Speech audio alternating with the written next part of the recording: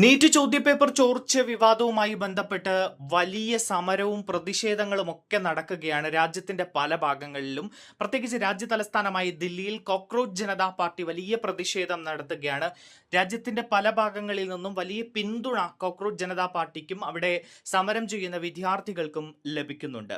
ഇത്ര ദിവസവും മോദി യാതൊരുവിധ പ്രതികരണങ്ങളും നടത്തിയിട്ടുണ്ടായിരുന്നില്ല. എന്നാൽ കഴിഞ്ഞ ദിവസമാണ് മോദി ആദ്യമായി ഫേസ്ബുക്ക് ലൈവിലൂടെ പ്രതികരിച്ചത്.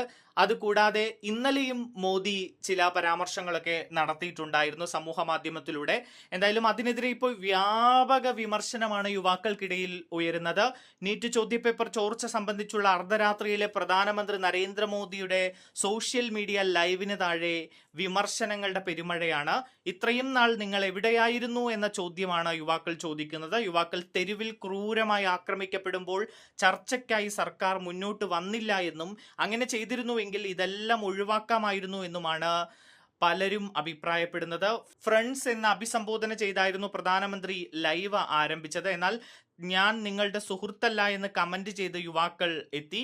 നമ്മൾ ബസ്റ്റീസ് ആവേണ്ടിയിരുന്നവരാണ്, അത് സംഭവിച്ചില്ല എന്നും ചിലർ അഭിപ്രായപ്പെട്ടു. പാർട്ടികൾ കൂട്ടത്തോടെ വന്നതോടെ ആ പ്രമുഖ ഇൻഫ്ലുവൻസർക്ക് ഇൻസ്റ്റഗ്രാമിന്റെ അടുത്തേക്ക് സൂം ചെയ്ത് തീർത്തും വിരസമായ ഒരു വീഡിയോ ചെയ്യേണ്ടി വന്നു എന്ന പരിഹാസവും ഉയർന്നു.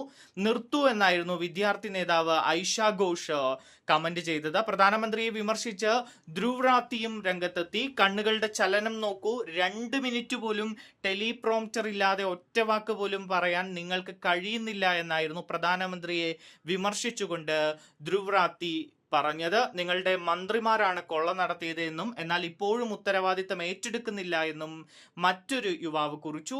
നിങ്ങളുടെ വിശ്വാസ്യത നഷ്ടപ്പെട്ടിരിക്കുന്നു. രാജ്യത്തിന്റെ സമാധാനവും പുരോഗതിയുമാണ് നിങ്ങൾ ആഗ്രഹിക്കുന്നെങ്കിൽ രാജിവെക്കണമെന്നാണ് നിരവധി പേർ പ്രധാനമന്ത്രിയുടെ വീഡിയോയ്ക്ക് താഴെ കമന്റ് ചെയ്തിരിക്കുന്നത്. കഴിഞ്ഞ ദിവസം അർദ്ധരാത്രിയായിരുന്നു നീറ്റ് ചോദ്യപേപ്പർ ചോർച്ചയിൽ ഗൗരവമായ തീരുമാനങ്ങൾ ഉണ്ടാകുമെന്ന് പ്രധാനമന്ത്രി നരേന്ദ്രമോദി ഫേസ്ബുക്ക് ലൈവിലൂടെ അറിയിച്ചത്. പരീക്ഷാ ചോദ്യപേപ്പർ ചോർച്ച കേസുകളിൽ ഫാസ്റ്റ് ട്രാക്ക് കോടതികൾ രൂപീകരിക്കുന്നതിനും കർശന ശിക്ഷ ഉറപ്പാക്കുന്നതിനുമുള്ള കരട് നിയമം കഴിഞ്ഞ ദിവസം കേന്ദ്രമന്ത്രിസഭ പരിഗണിച്ചിരുന്നു. എന്തായാലും വലിയ വിമർശനമാണ് ഇത്രയും നാൾ കഴിഞ്ഞ് പ്രതികരിച്ച മോദിക്കെതിരെ യുവാക്കൾ ഉയർത്തുന്നത്. ധർമ്മേന്ദ്ര പ്രധാന്റെ രാജിയല്ലാതെ മറ്റൊരു പോംവഴിയും ഇല്ല എന്ന് CJPയും കടുപ്പിക്കുകയാണ്. രാജ്യ തലസ്ഥാനത്ത് പ്രതിഷേധം ആളിക്കത്തുകയാണ്.